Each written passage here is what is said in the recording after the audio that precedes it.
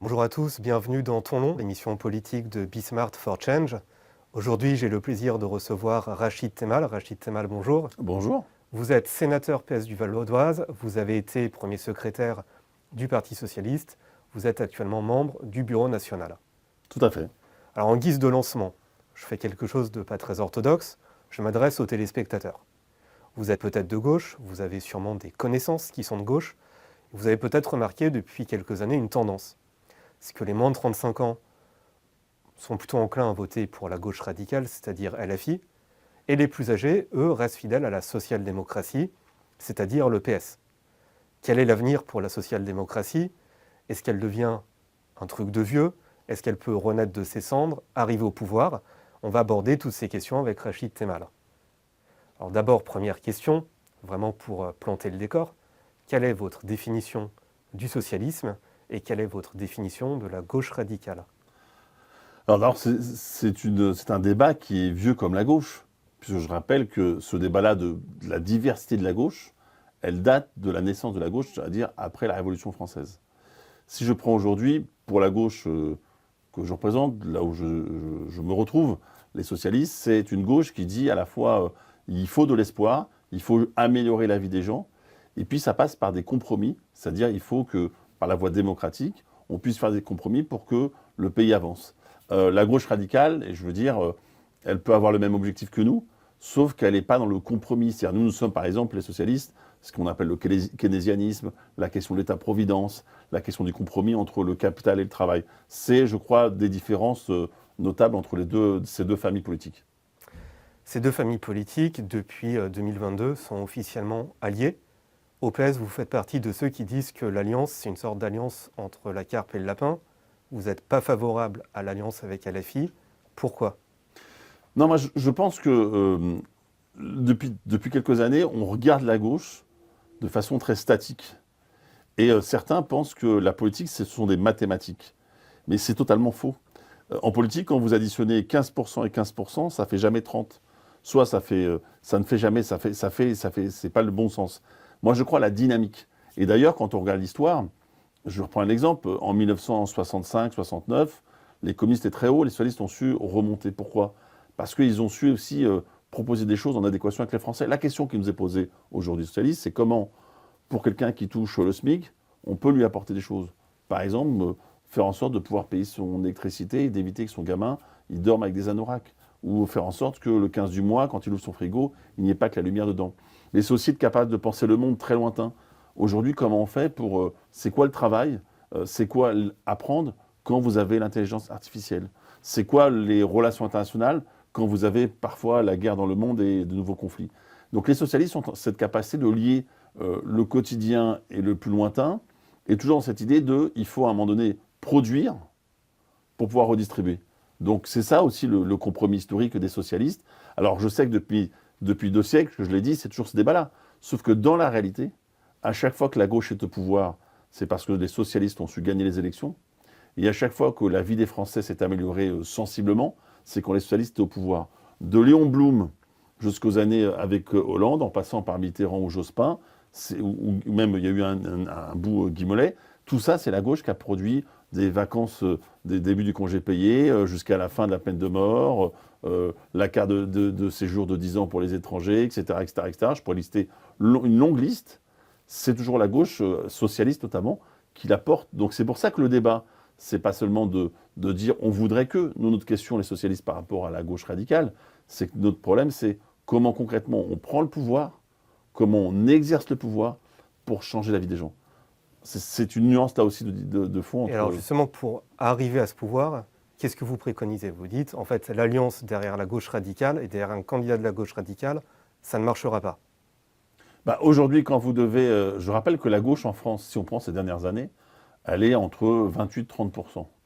Donc pour gagner l'élection en France, il nous en manque plus de... Si on a 30, il nous en manque plus de 20. Bon. Les 20, ça veut dire qu'il faut dépasser son camp. Et donc dépasser son camp, c'est-à-dire qu'il faut élargir à d'autres personnes. Et je crois que la gauche radicale, en tout cas si on prend le cas de Jean-Luc Mélenchon, parce que c'est lui dont il s'agit, il ne peut pas déjà rassembler la gauche, c'est compliqué. Mais aller élargir au-delà de la gauche, c'est juste impossible. Alors qu'un socialiste, il est en capacité de rassembler la gauche et d'élargir à des gens qui sont, on va dire, moins portés sur nos valeurs, de venir dans le dispositif. Ça a été le cas avec François Hollande, ça a été le cas avec Lionel Jospin, ça a été le cas avec François Mitterrand, par exemple. Donc c'est ça la question. Alors qu'est-ce qu'il faudrait faire? La première chose à faire, c'est que les socialistes doivent repenser le monde. En fait, dans tout mouvement politique, la question, c'est la doctrine. C'est-à-dire, concrètement, c'est quoi la société idéale que l'on propose aux habitants? En leur disant, ben voilà, si vous votez pour nous, voilà ce qu'on est capable de faire. Donc, je l'ai dit, de produire pour redistribuer, de faire en sorte que le déterminisme social soit moins important quand vous rentrez, je rappelle, dans l'école qui aujourd'hui produit des inégalités, pour progresser dans la vie, pour sauver la planète, etc. etc. Ça, c'est les questions qu'il faut qu'on trouve. Et aujourd'hui, les socialistes, c'est ça qui manque. Les gens savent ce que sont les socialistes, mais ils disent, mais qu'est-ce que vous pensez? Qu'est-ce que vous proposez? Et donc, c'est ça la dynamique. Et à partir de cela, il y aura la question des alliances. Mais c'est comme ça que les gens viennent à nous. Parce qu'il y a aujourd'hui des gens, je vais aller jusqu'au bout de la logique, il y a des gens qui ont peut-être voté, effectivement, Jean-Luc Mélenchon, ou aussi l'extrême droite, en disant il faut tout changer. Parce qu'ils sentent qu'ils sont oubliés. Ils sentent que quand ils payent des impôts, ils n'ont plus de service public. Et bien, ces gens-là sont en capacité de comprendre que si jamais nous savons réviser notre doctrine, et si nous sommes au pouvoir, alors leur vie changera. C'est ça qu'il faut penser. Il ne faut pas penser qu'à un bout du marché, entre guillemets. Il faut penser aux Français et à la France. C'est ça qui doit nous guider, nous les socialistes. Je rebondis sur ce que vous dites, sur l'armature idéologique. Je vais vous donner un exemple très simple de journaliste. On était plusieurs journalistes en 2022 à comparer les programmes des candidats.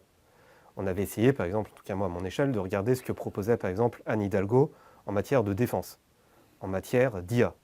On n'a strictement rien trouvé. Inversement, quand on regardait le programme de l'avenir en commun, le programme vaut ce qu'il vaut, mais il existait. Comment le PS a perdu justement toute cette capacité intellectuelle? Pourquoi il n'arrive plus à penser? Pourquoi il est juste, on va dire, dans des considérations tactiques? Qu'est-ce qui s'est passé en une dizaine d'années? Comment on en est arrivé là? Je crois qu'il faut retrouver, vous savez, je dis souvent en boutade, mais le PS aujourd'hui, c'est un peu l'équipe de France de football avant 98. On a comme si on avait plus ce plaisir, cette connaissance, ce goût de gagner. Et donc je crois qu'il faut le retrouver. Et si je prends l'exemple que vous citez, par exemple, sur la défense. Moi, je suis vice-président de la Commission des affaires étrangères et de la défense du Sénat. J'ai piloté avec mes amis tout le combat, le débat sur la loi de programmation militaire. Je peux vous dire que les socialistes ont bonifié cette loi. Et les socialistes l'ont votée. Parce que depuis longtemps, notamment avec François Mitterrand, nous faisons la dissuasion nucléaire, aussi notre étendard, des éléments tactiques ou stratégiques pour défendre notre pays, en interne ou en externe. Donc le problème, c'est que ça n'a pas su être mis en avant. Ça, nous pouvons le mettre en avant. Effectivement, nous n'avons pas la même doctrine que d'autres. Nous considérons que la démocratie, elle ne peut pas être... Je sais que, par exemple, vous parliez d'un autre candidat, il était plutôt sur l'alliance bolivarienne, je crois, et aussi assez très, j'allais dire, poutinien et chavézien. Bon, bah, nous, par exemple, ce n'est pas du tout notre ligne de conduite. Nous considérons, nous, que, oui, la Russie, ce qu'elle mène, la guerre qu'elle mène d'invasion contre l'Ukraine, nous défendons l'Ukraine. Ce n'est pas le même programme que ceux que vous avez cités. Oui, nous considérons qu'aujourd'hui, la Chine pose problème si on parle de Taïwan ou d'autres choses. J'ai été le rapporteur d'une commission d'enquête sur les ingérences étrangères malveillantes qui est sortie cet été. Eh ben, on a pu identifier qui? Des Russes, des Chinois et d'autres qui font des ingérences. Donc, à gauche, nous sommes là. Il faut peut-être que, vous avez raison de le dire, il faut qu'on soit meilleur même dans ce qu'on produit quand on doit produire. Il y a des choses à faire, je l'ai dit. Et puis peut-être dans la communication. Mais je vous assure que sur la question de défense, là-dessus, les socialistes sont en capacité aujourd'hui. C'est communication, incarnation. J'aimerais citer un essayiste que j'aime bien, Raphaël Lorca, qui dit en fait pour qu'un parti politique soit influent, il faut à la fois qu'il ait une doctrine, c'est-à-dire un émettant, et il faut aussi qu'il ait un émetteur. On parlait de LFI en filigrane, eux ils l'ont. C'est-à-dire qu'ils vont avoir leur programme, leur institut la Boétie, un chef qui donne le là, et ensuite, entre guillemets, des padawans qui diffusent la bonne parole. Mais le PS a perdu cette architecture, en fait, cette discipline. Alors, avec une nuance près, c'est que nous sommes pour la démocratie, c'est-à-dire que nous sommes une formation politique où il y a du débat en permanence, et puis on vote. Et moi, je suis très heureux, même si parfois ça donne le sentiment d'être dans une cacophonie, que dans mon parti, moi, je peux débattre, je peux voter. Parce qu'on ne peut pas dire à la fois, on veut que la France soit une nation démocratique, ce qu'elle est, et l'améliorer, et en même temps, dans son propre parti, ne pas l'avoir, ce qui est le cas de la France insoumise. Donc sur les socialistes, je vous le disais tout à l'heure, vous me disiez qu'est-ce qu'il faut faire. Je vous ai parlé de doctrine, donc je rejoins ce que vous disiez. La doctrine d'abord. C'est quoi notre vision du monde? C'est quoi ce qu'on propose aux Français? Comment on leur donne de l'espoir? Et avec un mode opératoire. Et à part cela, il y a la question du leadership. Et moi, je souhaite que ma formation politique ait 2, 3, 4, 5 candidats et candidates capables d'être à l'élection présidentielle. Et puis, il y aura la question des alliances. Vous voyez, je propose d'inverser totalement ce que nous faisions jusque-là, ces dernières années, c'est-à-dire de commencer par les alliances. Pour moi, l'alliance, c'est un moyen et non pas une fin. Donc, c'est le programme pour les Français et le pays. L'incarnation, on a de quoi avoir aujourd'hui dans la génération, toutes les générations d'ailleurs, des candidates et candidats capables d'être à l'élection présidentielle. Et c'est ça qu'il faut qu'on porte aujourd'hui. Ce que vous dites, c'est que vous êtes peut-être trop perdu dans la tactique et vous avez négligé l'aspect problématique. Il ne vous a pas échappé que je ne suis pas dans la direction de ce parti, je ne suis plus dans la direction de ce parti. Vous êtes au bureau national. Oui, mais je veux dire, il y a une majorité et une minorité. Pour l'instant, nous sommes à touche-touche. Quand on regarde, c'est 50-50 entre la majorité et l'opposition. Mais ce n'est pas grave, je prends pour moi aussi ce travail-là. Donc il faut que maintenant, tous les socialistes, alors là, il y a des éléments pour le pays à sortir d'une crise particulière née de la dissolution. Mais il faut que les socialistes se remettent au travail, bien évidemment. Moi, le premier, comme tous les autres, pour reproduire une doctrine, ensuite construire des projets, un leadership, et vous verrez qu'en 2027, les socialistes, s'ils font ce travail-là, seront en position de diriger à nouveau notre pays. Mais question de novice, quand vous êtes au bureau national et que vous avez des discussions, est-ce que vous parlez parfois idées ou vous êtes trop engoncé dans la tactique? Non, on parle aussi idées, bien évidemment, bien sûr. Bien sûr. Je veux dire, quand par exemple, on a fait la loi de programmation militaire, vous évoquez, mais par exemple, il y a dernièrement des prises de position sur l'Ukraine ou sur la question de ce qui se passe au Moyen-Orient, ou sur la question des plans sociaux, pour qu'on puisse dire des choses, parce qu'il y a l'accumulation de plans sociaux en ce moment en France, ben on débat d'idées. Et après, une idée, une fois qu'elle est débattue, il faut encore qu'elle puisse s'incarner et qu'elle puisse se positionner. Donc vous faites aussi à quel moment on l'a dit, qu'est-ce qu'on porte, comment on débat. Ce qu'on fait aussi tous les jours au Parlement. C'est-à-dire quand je suis au Parlement, que je dépose des amendements, avec mes collègues, on débat dans l'hémicycle, on fait de la politique. Donc oui, avec le sens de d'abord l'idée et ensuite son mise en application. Vous parliez de la démocratie interne. Donc vous, au sein du parti, vous faites partie des opposants à Olivier Faure. Disons que moi, je ne me détermine pas comme ça. Disons qu'on a, avec Olivier, que je connais depuis de nombreuses années, nous avons des nuances. C'est-à-dire, ce qui nous rassemble, être socialiste, c'est quand même ce qui nous rassemble totalement, les socialistes. Et ensuite, il y a des nuances sur un certain nombre de sujets. Et c'est en cela que, oui, j'ai des nuances avec Olivier Faure sur un certain nombre de sujets. Alors, sur quel point vous êtes d'accord avec l'actuelle direction et sur quel point vous vous démarquez? Ce que moi je vous dis, c'est que je pense qu'il fallait commencer plutôt par la doctrine plutôt que par les alliances. Je crois que c'est le point de désaccord majeur que j'ai avec Olivier Faure. Voilà. Et après, moi, je n'ai jamais été partisan d'un accord avec LFI. Pas parce que je suis dans la croyance que le Parti socialiste est meilleur. Je pourrais l'avoir. Mais parce qu'il y a dans cette formation, avec Jean-Luc Mélenchon, d'ailleurs, c'est plutôt Jean-Luc Mélenchon, des points de désaccord majeurs que moi, je ne peux pas taire, je ne peux pas passer sous silence. Donc je l'ai dit publiquement, mes écrits sont connus, je le dis publiquement, donc je n'ai pas de sujet avec ça. Peut-être pour les téléspectateurs qui ne connaissent pas ces points de désaccord, est-ce que vous pouvez les expliciter? La question démocratique, d'abord. Enfin, je ne veux pas mettre d'ordre, mais en tout cas, moi je crois à la démocratie. Je pense que la démocratie, il n'y a rien de meilleur. Et donc moi, avec quelqu'un qui n'est pas démocratique dans son fonctionnement, me pose problème. Deux, je crois qu'au niveau de la politique étrangère, je l'évoquais tout à l'heure, nous avons des désaccords majeurs. Avoir comme alliance potentiellement la Chine ou la Russie, ce n'est pas possible pour moi. Sur la question de l'antisémitisme, nous avons des accords. Je ne suis pas dans cette logique-là, vous le savez bien. Sur la question, je crois qu'aussi, Jean-Luc Mélenchon a une vision d'essentialisation de gens qui ont mon prénom, ou qui viennent comme moi de la banlieue. Donc voilà, et je peux en citer d'autres, mais ceux-là, pour moi, sont rédhibitoires parce qu'ils touchent aux valeurs mêmes de l'être humain et à mes valeurs mêmes, de mes raisons même d'un engagement politique. Pour moi, c'est viscéral. Je veux dire, la question de l'antisémitisme, du racisme, cette essentialisation, etc., ce n'est pas supportable. Vous faites partie des gens en gauche qui disent que LFI a clairement un problème avec l'antisémitisme. Je dis que quand j'entends un certain nombre de personnes de chez LFI, il y a des propos antisémites. Mais eux vont dire, oui, mais on n'a jamais été condamné pour antisémitisme. C'est une réponse. Mais vous savez, je n'ai pas besoin de décision de justice pour me faire ma propre opinion. Donc oui, il y a des propos qui, pour moi, sont antisémites. Oui, il y a des propos, pour moi, de ces gens-là qui essentialisent des gens qui sont en banlieue, qui auraient une religion supposée, ou parce qu'ils ont tel prénom. Moi, je suis pour la fraternité. Donc je crois que le dépassement de chacun. Et je ne suis pas pour mettre les gens dans des cases. Donc ça, c'est des valeurs qui, pour moi, sont rédhibitoires. Justement, si on parle de l'essentialisation, effectivement, quand on regarde la présidentielle de 2022, c'est quand même fou. Jean-Luc Mélenchon a fait 69% d'après l'Ipsos chez les musulmans de France. Comment ça s'explique? Est-ce que c'est lié à de l'essentialisation? Mais moi, je ne sais pas comment Ipsos a fait son sondage, parce que Ou IFOP, je ne sais plus. IFOP, pardon, excusez-moi. En France, il n'y a pas de sondage ethnique, mais on en fait. Bon, donc je ne sais pas.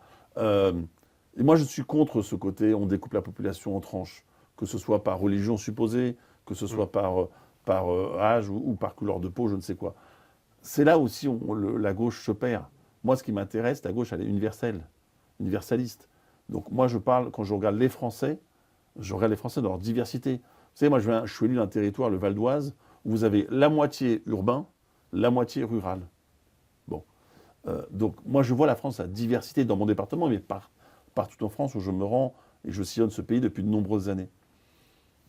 Dans mon département, si vous avez des quartiers, je vous prends un exemple, à Sarcelles ou à Argenteuil, et si je vais vers Magnan-Vexin, donc c'est d'un côté très urbain, de l'autre côté très rural, vous avez des problèmes assez similaires. La question de l'emploi, la question de l'école, la question des transports, la question du sentiment de relégation, c'est la même. Donc essayons d'unifier les Français sur des enjeux communs plutôt que de commencer par dire ça, ça, ça, ça. Donc moi, je ne sais pas ce qu'a fait le sondeur. En tout cas, ce qui m'intéresse, moi, c'est de regarder les Français, non pas essayer de dire telle catégorie ou telle catégorie ou telle catégorie. Je crois que, justement, ça abîme la politique et ça abîme, je crois, ce qu'est le lien et la France. Mais quel est votre regard, justement, sur cette essentialisation que vous dénoncez chez... Je la dénonce. Donc, par essence... Mais comment elle se produit pour vous? Pourquoi elle se produit? Je ne suis pas celui qui pourra le mieux vous répondre, mais en tout cas, si ce que vous voulez dire sur des gens qui vivraient en banlieue. Bon. Moi, je trouve assez drôle, entre guillemets, c'est que quand vous avez beaucoup d'élus de banlieue qui sont des socialistes, et qui sont élus réélus, et qui ne sont pas tous les jours en train de crier Gaza ou je ne sais quoi. Donc ils sont capables de dire concrètement, parce que les citoyens que vous évoquez là, au-delà d'une supposée religion ou d'un prénom, ils sont citoyens. Ils veulent que dans leur ville, il y ait de la sécurité quand ils se baladent. Ils veulent que dans leur ville, l'école fonctionne bien. Ils veulent que dans leur ville, l'offre sportive et culturelle soit diverse comme partout en France. C'est ça qu'ils veulent avant tout. Faisons nous-mêmes attention à ne pas rentrer dans un narratif qui serait de les réduire, ce que certains essaient de faire, à l'extrême droite ou LFI, à une couleur de peau, une religion, j'ai dit, etc. Donc là-dessus, faisons attention. Sur les sujets, après, il y a un sujet aujourd'hui en France sur le racisme. Et il y a des Français, dans notre pays, qui peuvent effectivement avoir le même prénom que moi, qui peuvent estimer qu'il y a du racisme dont ils sont victimes. Je crois qu'il faut que les partis l'entendent plus et disent qu'effectivement, la question du combat contre le racisme, toutes les formes de racisme, l'antisémitisme, etc., quand j'ai etc., c'est parce qu'il y a aussi la question de l'homophobie ou d'autres, on doit veiller à cela et donc porter des politiques publiques fortes.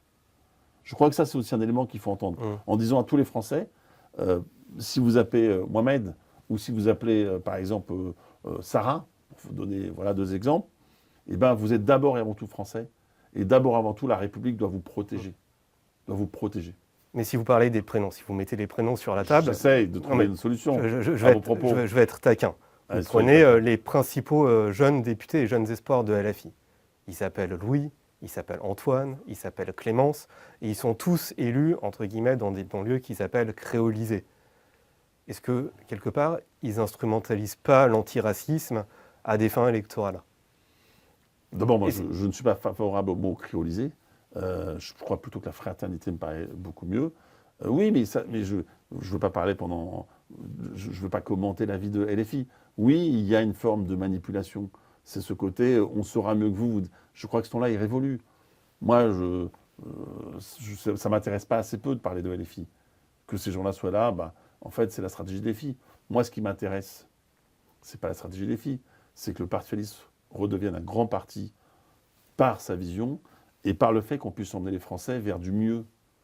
Je vous le redis, quand je vois les files d'étudiants devant les distributions, quand je vois des gens qui me disent qu'ils n'ont plus rien à manger le 15 du mois, qu'ils ne peuvent pas mettre le chauffage parce qu'ils ne peuvent pas, etc., etc.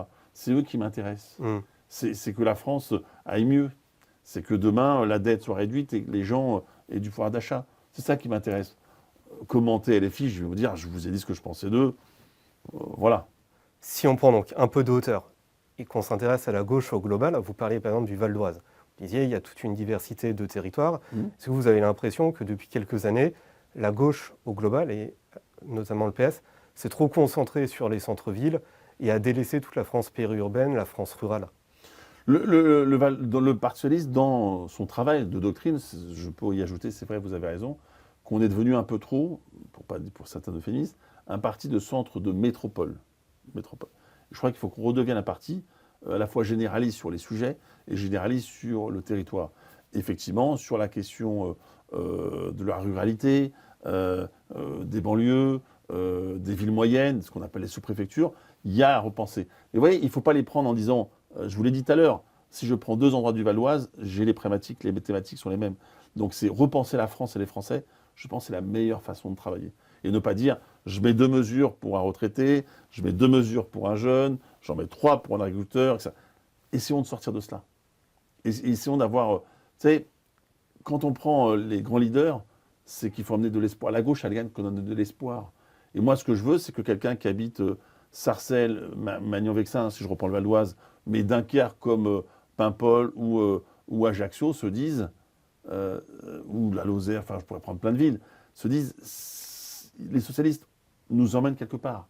Ce qu'ils attendent, les gens, c'est ça. C'est que le principe du scrutin du régime que nous connaissons, c'est un beau régime, c'est-à-dire, moi, individu, citoyen, je donne, ce qu'on appelle, à un élu, ma confiance pour gérer les affaires du pays, gérer ma famille, mes âmes, pour le mieux.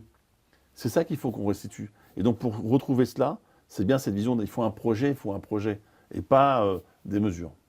Cela dit, là je vais avoir un petit point de désaccord avec vous. Quand vous dites que le PS est trop concentré sur les villes, je regarde le réseau des centres métropolitains. Les centres de métropole, je regarde les dernières législatives, vous avez 66 députés, et vous en avez quand même la majorité qui sont dans des territoires ruraux, ce qui est un immense atout pour vous. Mais je n'ai pas dit que ce n'était pas le cas, on n'a pas de point de désaccord. Je vous dis qu'on ne peut pas limiter notre réflexion sur l'avenir à une situation donnée. Je crois que quand par exemple, François Mitterrand gagne, et j'invite tout le monde à relire les 7 minutes de son discours le soir de sa victoire à l'hôtel, vous savez. Le vieux Morvan. Le vieux Morvan, effectivement. Ça dure quelques minutes. Il parle à la France. Il parle aux Français. Et donc, il lève un espoir. Il unifie les gens. Et je crois que ce dont on crève, permettez-moi l'expression, au PS comme dans la politique française, c'est qu'on oublie ça. L'intérêt général n'est pas l'addition des intérêts particuliers. C'est une vraie nuance que j'ai avec beaucoup de gens. L'intérêt général, c'est le global. Et donc je crois qu'il faut qu'on retrouve cet état d'esprit-là. C'est en cela que j'entends ce que vous dites sur où nous sommes remontés. Mais globalement, aujourd'hui en France, on n'a plus de vision globale sur la France. Donc je crois que c'est comme ça qu'il faut redémarrer. Mais ce qui est très intéressant, quand on regarde par exemple les essayistes, les intellectuels qui sont le plus influents en fait sur les responsables politiques, je pense que vous avez Christophe Guilluy et vous avez Jérôme Fourquet. Et eux, ils parlent clairement en fait d'une France qui est archipélisée, où il n'y a plus de récits communs. Donc vous êtes en désaccord avec eux sur ce point-là? Non, on n'est pas en désaccord, justement. Leur constat fait que moi je parle de ma réponse. Ils font des constats. Moi je crois que l'archipélisation c'est un peu plus compliqué que dans la vraie vie parce que vous pouvez être plusieurs choses à la fois. Vous n'êtes pas dans une seule archipel si je reprends l'exemple. Parfois vous additionnez les archipels. Bon. Et donc c'est pour ça que c'est un peu... Je dis justement la réponse. Soit vous dites je prends ma liste d'archipels et je m'en fasse de chaque archipel une réponse. Ce qui est un peu le cas en ce moment. C'est ce que moi, je pense qu'il faut arrêter, il faut en sortir. Je dis que c'est le dessin global, c'est la France globalement, c'est la vie des gens globalement qui importe. Et moi, je trouve qu'il faut retrouver du sens commun. Donc c'est ça que je vous dis. Donc finalement, après cette discussion, est-ce que vous êtes plutôt optimiste sur le futur du socialisme, notamment en France? Alors moi, je suis très optimiste par par définition dans mon quotidien, mais je crois vraiment oui. Je crois qu'aujourd'hui, quand vous regardez ce qui se passe, ce qu'attendent les Français, c'est à la fois une capacité de croire en l'avenir, de croissance, de progrès. Quand vous écoutez les Français, c'est ce qu'ils vous demandent. Des garanties, des sécurités, etc. Et ça, c'est typiquement comme ça que s'est construit le socialisme. Je crois que le socialisme, il a aujourd'hui, je l'ai dit, un enjeu majeur, c'est de repenser le monde, repenser la France et repenser pour les Français. Et je vous assure que dans quelques années, je crois même avant la prochaine élection présidentielle, vous verrez que le socialisme, je ne veux pas dire sera tendance, mais en tout cas, je crois, sera une réponse à la crise que nous connaissons aujourd'hui. Je vous le dis, elle est à la fois démocratique, à la fois économique, elle est également sociale, cette crise. Et puis à l'international. Je crois que nous avons des réponses et c'est à nous, socialistes, aussi d'être en capacité de les produire, ces réponses-là, et surtout de croire surtout en nos réponses plutôt que de courir d'après telle ou telle alliance. Qui sera le meilleur moyen pour combattre le populisme qui justement prospère sur les crises sociales, économiques, j'ajouterais aussi identitaires. Tout à fait. Parce que ces gens-là que vous évoquez, ces crises-là, c'est dire rien n'est possible. Nous disons au contraire, il y a un avenir pour la France. C'est la question de l'avenir qui est posée. Parce que les populistes, c'était mieux avant. Un tel est le problème. C'est ça le populisme. Alors que nous disons... La recherche de boucs émissaires aussi. Tout à fait. Alors que nous disons, au contraire, la France, elle est belle quand elle croit en son avenir. Et c'est ça qu'il faut qu'on retrouve collectivement dans nos vies personnelles, mais je crois au niveau du pays. Et c'est ça qu'il faut que les socialistes produisent à nouveau, un espoir, une espérance et un avenir commun. Et c'est comme ça qu'ils ont toujours gagné les élections. Tout à fait. Merci beaucoup Rachid Temal d'être venu chez nous aujourd'hui. Merci.